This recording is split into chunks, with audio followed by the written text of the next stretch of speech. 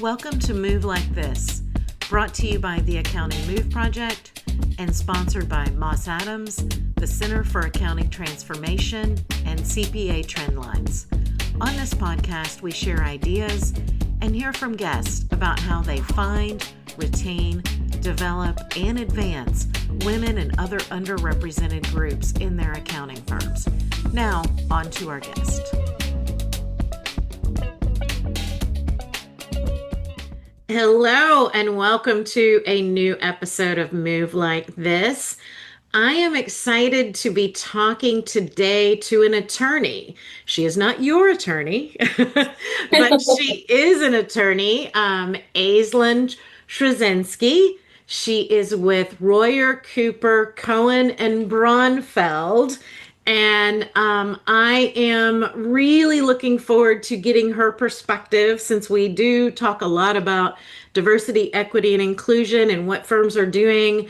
And today we're going to talk about, the legal side of that, though this is in no way, we're saying for the record, formal legal advice, but it is Aislinn sharing her expertise. So give us a little bit of information on the kind of work you do and your background, and then we'll kind of dive into this topic. Sure. So thanks, Bonnie, for having me. Excited to talk about these things. So I am a labor and employment attorney. I've been practicing for about 5 years now, based in Philadelphia, Pennsylvania. And so the type of work that I do is, focuses on employers and counseling those employers, defending those employers in lawsuits, sometimes the occasional plaintiff's case, but mostly my practice is dedicated to representing companies, employers, and sort of guiding them through that landscape. So, everyone basically is either an employee or an employer. And so questions come up all the time. It could be basic HR counseling, sort of, we have someone who wants to go on maternity leave. What do we need to do? How do we comply with federal laws? And then it can go up to, we've been sued in court for a discrimination case or a wrongful termination, things like that.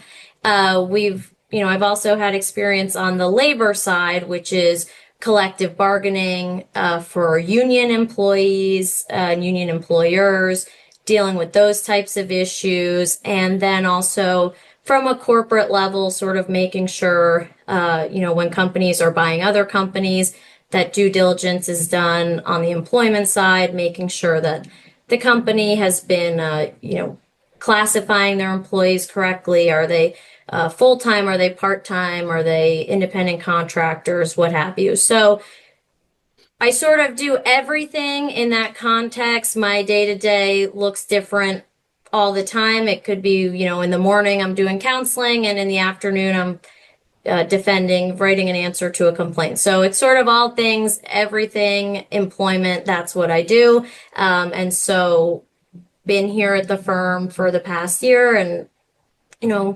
learn every day. I bet.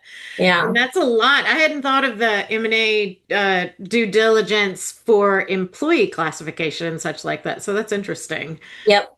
I bet that comes up quite a bit. Yep. That was definitely new to me. The firm I was at prior was more a lot of construction-based clients. And so it was more heavily tailored to the labor side, collective bargaining and grievances and things like that. Then once I came over to RCCB, got more introduced to the M&A stuff and how employment is really a big part of that, because people, companies all the time aren't realizing the intricacies of employment law, how it differs from state to state, how there's local rules, how classifications work, and even just not giving an employee the right paperwork on the day they're terminated or not giving them their paycheck in a certain time can leave them up to risk. So always changing, always, new and exciting stuff. And so our clients rely on us heavily for those kinds of things. Awesome. Well, let's kind of dive into the DEI landscape a little bit. And I want to start kind of big picture here. So Obviously, there's been a lot of noise around DEI being under attack, executive orders, all of those types of things. So, from a big picture perspective, what's actually changed legally and what hasn't? Right. So it does seem sort of alarming, all these, headlines that employers and companies are seeing, and they're sort of, what's going on. And so the answer is that nothing substantially in the law has changed. The executive orders, as it relates to their focus on DEI initiatives, hasn't changed the core laws that affect DEI. So just a brief overview, DEI isn't something that is embedded in the law by name. Diversity, equity, and inclusion takes its form in many different ways. It could be as simple as letting a working mother work from home because she's having an issue with childcare. That's inclusive of working moms. It could be diversity in the sense that employers are opening up, their hiring fields to different areas of the country that they didn't think of before. So that's not really embedded so much so as a distinct law. Where it sees itself is in laws that have been in place to protect marginalized groups and employees from discrimination. So what kind of laws are those? Think Title VII of the Civil Rights Act, which makes it, it's prohibited to discriminate on the basis of a protected characteristic. What's a protected characteristic? Gender, race. Some states have changed their state laws to include sexual orientation. Think also the ADA, Americans with Disabilities Act.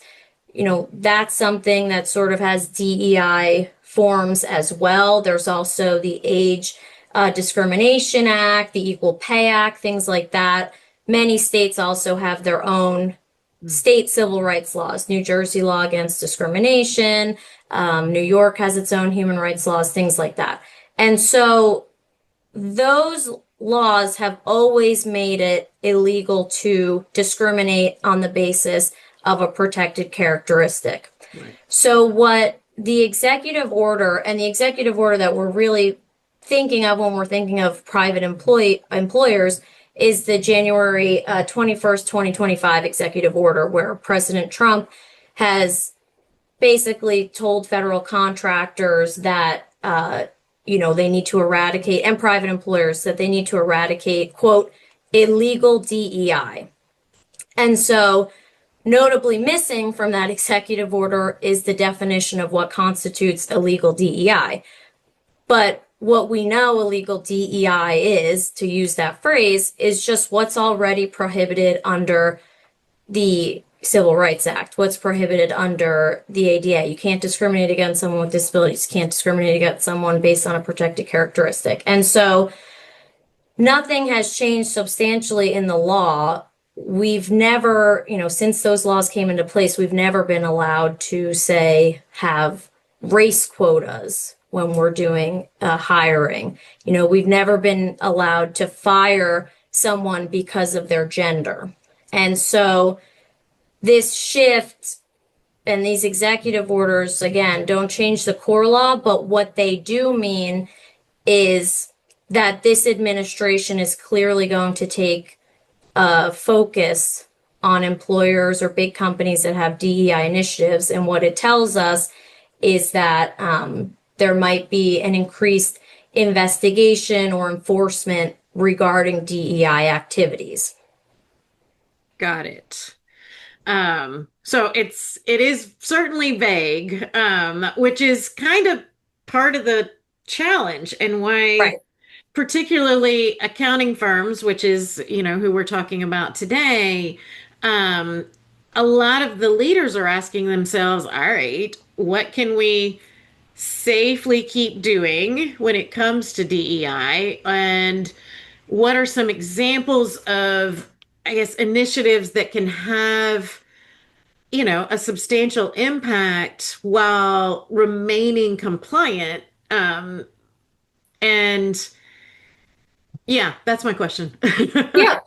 Yeah. So the good news is, because the core laws haven't changed, and even actually the DOJ and the Equal Employment Opportunity Commission, sorry, I'm just always short-terming it, EEOC, issued guidance sort of on what the illegal DEI means, and they've relied on sort of what I just explained, Title VII, and have instructed employers, basically what we already know, which is that an employer can't take an employment action motivated in whole or in part by an employee or applicant's race, gender, sex, or another protected characteristic. And that could be limiting their employment opportunities or, promoting people for that reason. So, and that's based on Title VII. So we know that. And the good news is that for employers that have already had that backdrop, their DEI initiatives or programs should then already be in compliance if they've been following the rules and laws of Title VII or the ADA or the Equal Pay Act, things like that. So what's still allowed is what's always been allowed, and what's not allowed is still what's not allowed. And so some examples of, say, normal DEI initiatives that remain unchanged are inclusive recruitment and hiring practices. So, you can still be inclusive of many different backgrounds, genders, race, education levels when hiring and promoting and recruiting for your companies. And the way that that can be done is by using blind hiring, or maybe requiring less, getting rid of the education level, or maybe lowering it so that you can cast a wider net. More inclusive job descriptions, utilizing more diverse recruitment partners who can help you find those people who, maybe your system didn't allow you to find these candidates, and now you're working with someone who can broaden that hiring pool. And maybe implementing more standard interview questions that can be more equally implemented across the board, as opposed to maybe, someone who might not have had that experience, and then you kind of cross them off. So, people don't think maybe that's DEI under that umbrella, but that's a DEI initiative that remains unchanged by any of these executive orders. There's also employee resource groups that many companies are using. And while in the past they have certainly focused on underrepresented groups, whether that be the LGBT community or people of a certain descent or race, employers can still use those and they're helpful. The main concern is that you're not limiting participation from a certain group. So that's where the, illegal DEI is focused, or the reverse discrimination cases are sort of, yeah, this was a group, an ERG for LGBT people, but because I'm a straight white male, I wasn't allowed to be included, and so therefore it's discrimination. The way employers get around that is keep having the employee resource groups. Just don't limit it, don't cap it, don't say only if you fall under this category are you allowed to be involved. And as an employment lawyer, another example is we give unconscious bias training and sexual harassment training and compliance with Title VII training for employers, for their employees all the time. You might not think that that's DEI, but it is, because what we're focusing on is training employees to be aware of microaggressions and unconscious bias in how, either from a manager's perspective, how they lead, how they give promotions, how they hire and fire, versus just, your day-to-day employees who might have an unconscious bias against pregnant, working mothers, and they don't give them the assignment that they need. These trainings kind of fall under that DEI. We're focusing on inclusivity and diversity and equity among all employees. That's still allowed. It's actually in some states required to give those sorts of trainings. And so that's another way that the company can not only make clear that it knows of these issues and is addressing it head on and making an effort to train their employees, but it can also even cover them legally. That limits their risk when an employer can show that they have taken the steps to ensure that they're addressing discrimination in their workplace head on. For some companies, like supplier diversity programs, where you partner with a minority owned business, you support local initiatives, things like that. That's DEI, but it's okay, it's legal. You're not being discriminatory. You're just sort of, again, casting a wider net or picking the sort of industry that you want to work within.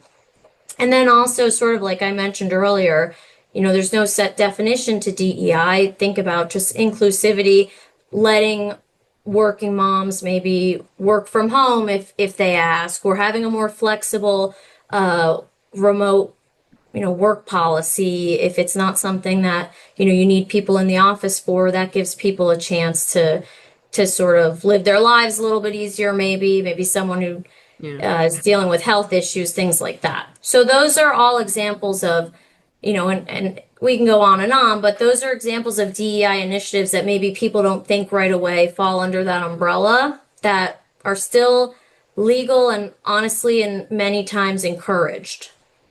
Yeah. And I mean, just in my head, the way I'm kind of categorizing it is, if you think of it inclusive policies Right. versus exclusive policies, right? That's exactly right. And Yep. that is kind of look at it through that lens. And obviously that's not going to catch every nuance, but Exactly. if But it's that's exactly the mindset that employers and companies should have, is that they're just, even if they have something that focuses on a particular group, to be inclusive of everyone. So long as you're not excluding a certain class, and it's not just, I feel like people kind of forget, they think, well, yeah, but we kept out a non-marginalized group. He's a man. This is something focused on women. That can't be discrimination because he's not a marginalized group.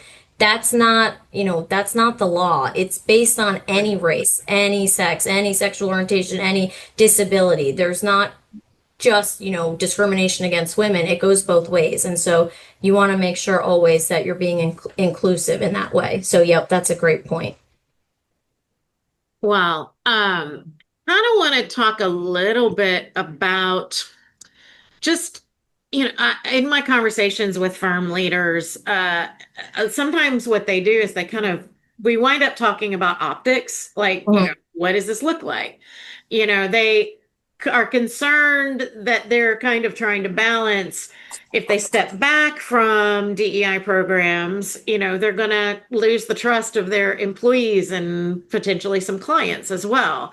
But Yep. if they lean in too hard, they worry about legal risk. And I know we've kind of talked about some of these details, but when you're talking to employers, and again, this is not specific legal advice for anybody listening here, Yep.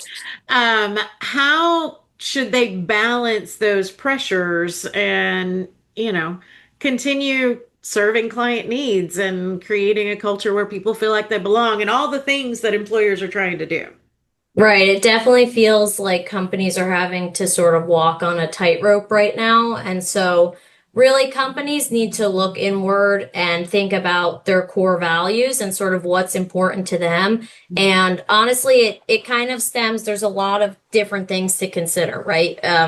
First, employers, companies should understand their market. Is your customer base, are they, whether it be socially, geographically, how are they aligned? And, how important is that to your customer and client base? Because that might influence the way, sort of, whether you lean in or lean out. We've seen some companies that have gone, they've overcorrected. The first thing that comes to mind is just like Target rolling back their DEI initiatives and then having people respond by boycotting Target, so it's good to understand your audience. Is this an audience that doesn't care because you're selling them this one widget and they don't really care what your company does DEI wise?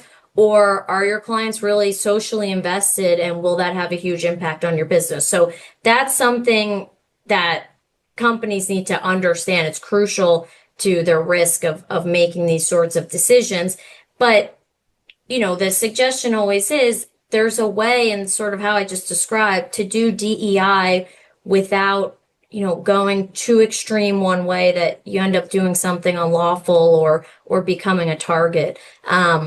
And I did sort of mention the legal and thoughtful ways to do DEIs, but I didn't mention some of the very obvious examples of unlawful DEI initiatives, which are, hiring quota, set-asides, where a company basically is saying, we want to hire, 15 women, and so we're not even going to look at a man's application until we do that. Or restricting access to certain programs because they're not part of a marginalized group, or giving a promotion based on someone's race or gender or educational history, with that in mind, is sort of never going to be allowed. And so long as companies aren't doing that, there's still a way to do DEI without putting a huge target on their back and without frustrating their client base. Another thing to balance too, which is, not something maybe that's been an issue in the past, but, where is your company located? Are you in what many would consider a very red state, where maybe those state attorney generals are looking to sort of do the bidding of the current administration right now and are aligned with the current administration's kind of, nitpicking and the sort of microscopic look onto DEI initiatives? Or are you in a city and state that is not aligned with that and would not have an attorney general who would come after you? Are you a small company, or are you a very large company where you're sort of on a very much more wider scale, where where the administration could flag you a lot more easily? And so, again, these are just thoughts, right? There's no science to this. There's no exact sort of formula, but these are just maybe thoughts that companies should start to think about to lean into this. Now, the problem, like I mentioned, like with Target, maybe they go a little too hard and they lose customers. The other thing we want to warn people about is that the knee-jerk reaction. They see the executive order and they say, okay, that's it. No more DEI. We're getting rid of everything that's would even fall under that umbrella, just to be safe.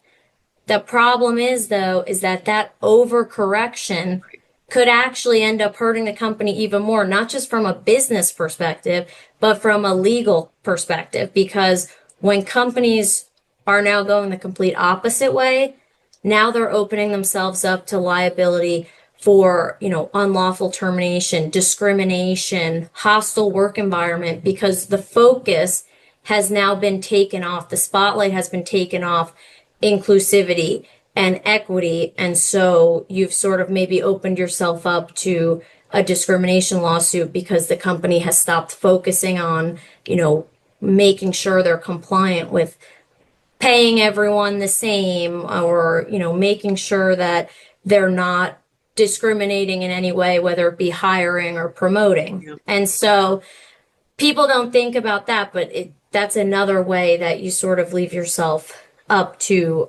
risk. So lots of things to consider, but there's still a way to do DEI and keep that balance. And it's really just, avoid high risk programs, anything that could be seen as, really on that. If you're not sure, maybe then you go a little safer. You think it's a quota, then it probably is, or it's probably teetering on an edge you don't want to be on. And so, like things like tying executive compensation to certain DEI metrics. Yeah, is that an exact science? Is that a for sure, you're in violation? No, but it could be used as an argument, against it, saying that you've been, you use promoting or compensation based on hitting a certain quota that maybe it wasn't. Yeah, but we didn't say based on race. We said based on race and some other things. It's just a little it's murky, and so you want to avoid things like that. And the advice always is look at your policies, audit them regularly, make sure there's nothing that stands out, make sure that there's nothing that the things I'm saying, it doesn't cause any red flags, and just basically ensure you're legally compliant and keep it on. Yeah. No, I think that's really good advice. My last question related to DEI before I go into just some fun questions is I am going to ask you to kind of look at your crystal ball a little bit, which of course none of us have. But, looking ahead, how do you see the legal and cultural landscape around DEI evolving, if it Yeah. will? And what should accounting firm leaders be paying attention to over the next couple of years? Yeah, I mean, we're sort of, I almost want to say unprecedented times, but I don't know if that's the case. It sort of seems like, uh, I will say this, and this is something that has always been said to me as an employment lawyer, but, with each administration that comes in, there are certain sectors that are not affected so much and certain sectors that are, and employment law, and employment sort of theories such as DEI and hiring or the way companies operate, it's a pendulum and it swings very much one way and very much the other way with each administration. And so we are just on one side of this swinging pendulum right now, and sort of, we have to work with what we've got right now and make sure everything's compliant, but that doesn't mean that it'll be this way forever. Clearly, there's a hyper focus on DEI initiatives, and this administration has made clear that that's what they're going to come after. And so we need to work under these confines right now. And, if we tighten everything up and we make sure we're legally compliant, and maybe for these next few years, companies rely on their legal counsel more, or they, audit their DEI programs or their employment policies more now. When the pendulum swings back the other way, they already know they're compliant, or maybe they can explore more options when there's less of a microscope on them. And so, it's really tough to say what the future holds. And again, it really depends on where your company is located and sort of how much focus, either the state government or this administration is going to put on these types of things. But, my advice is really for companies to stay true to what they believe in and what they've been doing, and just utilize resources to make sure, you're all hunky dory and everything is legally compliant and you feel comfortable with the programs that you have in place. And so, I hope that's, kind of clear. I don't really know what's going to happen. Everyone's situation is so different, but the main things that we can say are really, fine tune your policies, rely on legal counsel, don't have a knee jerk reaction, stay up to date because things are changing every single day, and sort of roll with the punches. And yeah, that's the best crystal ball I've got right now. No, and I think that's fair. And actually it's really, to me, it's good advice to let's make sure that what we are doing is legally sound. Mhm. And, and then regardless of, the administration, the way political leanings are going, or, what sort of scrutiny is out there for A, B, or C, you're in a safe position and Yep. you can change slightly.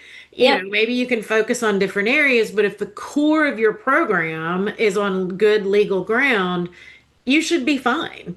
Yep. And I understand. I mean, one of the things, you mentioned where you're located. One of the things specifically that I think influences, particularly accounting firms, is those that have federal work Absolutely. feel like they are under much more scrutiny than maybe those that don't. And there's some Yep. possibility that firms that don't have federal work or state work, depending on what state you're in, that others don't. But still, the core advice stands in, make sure that what you're doing is on sound legal ground, and you should be okay.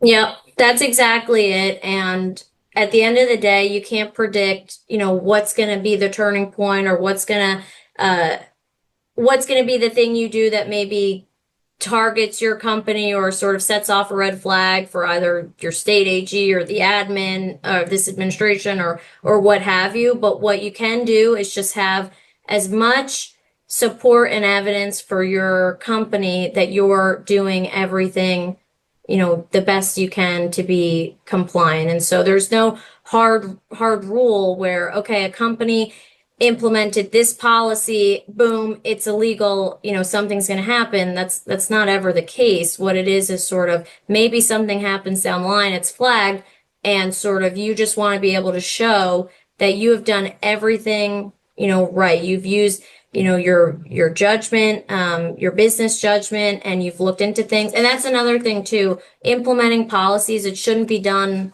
willy-nilly. If a company has to ever show that they put thought into what they've done or that they think they've shown that they've been compliant, anything you can show to support that you've done research, that you hired an attorney at one point, that you redid your employee handbook, that you hired a consultant to help with this. Those are all little pieces of evidence that help support the notion that you're a group that's trying to do right and that you've reviewed the law with someone and you're doing your best to be compliant, and all that stuff is relevant, if it ever does come to a head. So Yeah, transparency. It's exactly. absolutely important for your employees, for your clients, for external organizations, whatever that Yeah. might be. I think as long as you are, this is what we've done, this is why we've done this, these are the Yeah. policies we have, this is the changes we've made, whatever that is, generally, if you can be transparent about that, there's people are going to be a lot more comfortable with it. Yeah. And just thoughtful decisions. Yeah. Not the knee-jerk reaction one way or the other, the elimination or the extreme addition because you're being pushed by clients to fight back against any attacks on DEI. It's just thoughtfulness, fine tuning, sort of compliance. Those are the core values here that people should be taking back and thinking about and implementing, into their company policies and just thought processes. So Yeah. And inclusion versus exclusion. exactly, 100%. When in doubt, inclusion. Yes, I love Yep. that. Well, I want Yep. to finish this just with a couple of fun questions that I like to close these conversations with. So, when you were a young child, 5, 6, whatever you can remember years old, what did you want to be when you grew up? I definitely wanted to be a rock star. I've been playing the drums since I was a little kid, and so I've been in bands, and I thought, oh, I'm going to do this forever, and I'm going to travel and go on tour. That didn't end up happening. And then my next dream was, okay, I'm gonna, I really love local politics. I'm going to become a politician. And that hasn't happened yet either. That was the adult dream after the drumming dream has died. But I still play drums. I still get out there. I'm not on tour or a rock star yet, but we'll see. I think, hey, you are still very young. That could be, you could be Heck, the rock star attorney, right? you're right. Yeah, lawyer by day, rock star by night. I like it. I like it. Well, so second question, if you were given the chance to travel anywhere for free, you don't have to worry about time off, what it costs, any of that kind of stuff that keeps us from just traveling all the time, where would you go and why? Oh man, that is tough. There are so many places I feel like. go to the extreme. Honestly, I hate the time it takes to fly. I hate just sitting there trying to keep myself busy. Yeah. So I'd want to go to Australia or Japan or maybe like there was another place I was thinking of, but somewhere really far and out there that requires like 30 hours of Long flight. flying. That's where I'd go. I like it. Yeah, Yeah. I'm with you in that I do not sit still very well at all. Nope. But there's so many places I want to go, and Australia is definitely, and Japan both are on my list as well. So Yeah, for someday sure. we'll get there. Yep. And finally, if you could have one superpower, what would it be? Honestly, I was thinking about this the other day, and I feel like it ties into well to the last question. I wish I could just go anywhere in a snap. I hate the traveling.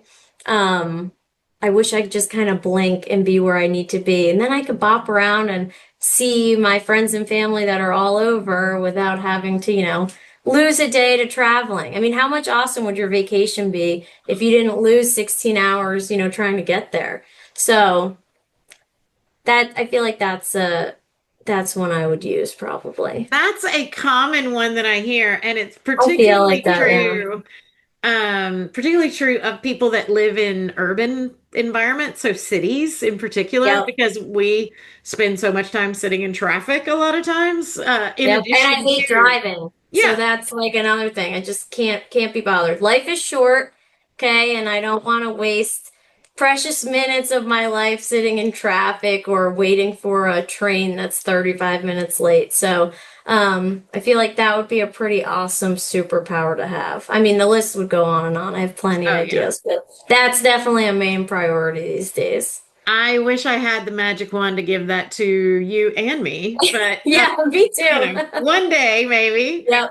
Well, I am so appreciative of you taking the time to have this conversation and, share your knowledge and hopefully make some accounting firm leaders and administrators feel a little bit more comfortable making the Yeah. decisions that they're being faced with right now. So I really appreciate your time, and I will include your information in the show notes. So if people want to reach Yeah. out to you, they can do so easily. Please, yeah. Any questions or, it doesn't have to be a full-on audit. Sometimes people just are confused about one line in a handbook or just a question about what they see in the news. Counseling is, 95% of my job. And so, yeah, happy to answer any and all questions. So, and I really appreciate you having me here today.